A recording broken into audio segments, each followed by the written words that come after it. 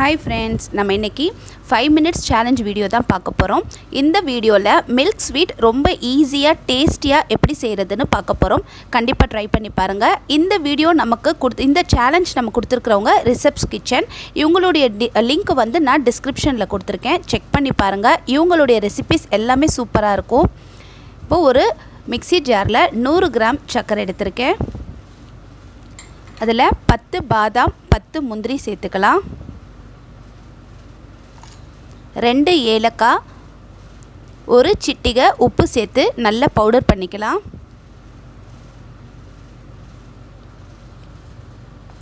இப்போது 3 slice bread எடுத்துக்கலாம்.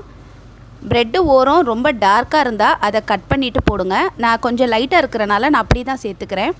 கோதுமை பிரெட் கூட சேர்த்துக்கலாம், நல்ல டேஸ்ட்டாக இருக்கும். இதையும் நம்ம பவுடர் பண்ணி எடுத்துக்கலாம். ஒரு கடாயில் 2 ஸ்பூன் அளவுக்கு நெய் இல்லைனா எண்ணெய் சேர்த்துக்கோங்க.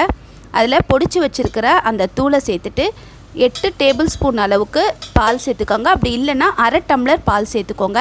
இப்போ அடுப்பை ஆன் பண்ணிவிட்டு கிளறி விட்டோன்னா 2 நிமிஷம் ஹை ஃப்ளேம்ஸில் கிளறினாலே போதும். மெல்ட் ஆகி திரும்ப திக்காகும். ரொம்ப ட்ரையாக இருக்கக்கூடாது, இதுதான் முக்கியமான பதம். ரொம்ப ட்ரையாக இருந்துச்சுன்னா ரொம்ப ஹார்டான மாதிரி ஒரு ஜவ் மிட்டாய் பதத்துக்கு போயிடும். ஓரளவு 2 நிமிஷத்துலையே வத்திரும். வத்தின உடனேயே நீங்கள் வந்து இந்த பிரெட் தூளை சேர்த்துக்கலாம். சேர்த்து இப்படி கிளறி விட்டுட்டே வந்தோம்னாக்கா ஒரு நிமிஷம் கிளறினாலே போதும்.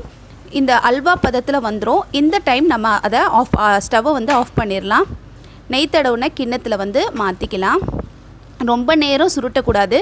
அல்வா பதத்துக்கு வந்த உடனே நம்ம ஆஃப் பண்ணிடணும். இது வந்து சூடாகவும் சாப்பிட சூப்பராக இருக்கும், ஆறி சாப்பிட்டாலும் சூப்பராக இருக்கும்.